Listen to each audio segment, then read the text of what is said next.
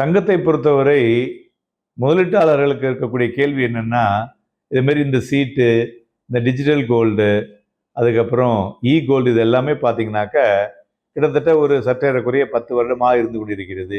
ஏன் செபி இப்ப இந்த மாதிரியான ஒரு விஷயத்தை எடுத்துள்ளார்கள் என்ற கேள்வி வருகிறது இல்லையா? காரணம் என்னன்னு பார்த்தீங்கன்னாக்க, எப்பொழுதுமே ஒரு ஒரு ஏற்றம் ரொம்ப அதிகமாக அந்த விஷயத்துல வரும்பொழுது தான் இந்த விஷயங்கள் எல்லாம் வந்து சேரும். அதுபோல இப்பொழுது பார்த்தீங்கன்னா, தங்கம் ஒரு கிராமே 10,000 ரூபாய்க்கு மேலே ஏறுறது இல்லையா? இந்த ஏற்றத்தினால் வந்திருக்கக்கூடிய இந்த விஷயங்களை இதனால் முதலீட்டாளர்கள் அவருடைய பணத்தை நஷ்டப்படக்கூடாது என்பதற்காக தான் இந்த விஷயங்களை கொண்டு வந்திருக்காங்க. ஏன் அவங்களெல்லாம் இந்த இதுக்குள்ள செபியினுடைய பர்வியூக்குள்ள வர முடியாது, ரெகுலேட்டருக்குள்ள வர முடியாது அப்படின்னு கேட்டிங்கன்னா, இது எல்லாத்துக்குமே தனியாக லைசன்ஸ் இருக்கு. ஸோ அந்த லைசன்ஸை வாங்கிட்டு தான் அவங்க பண்ணணும்.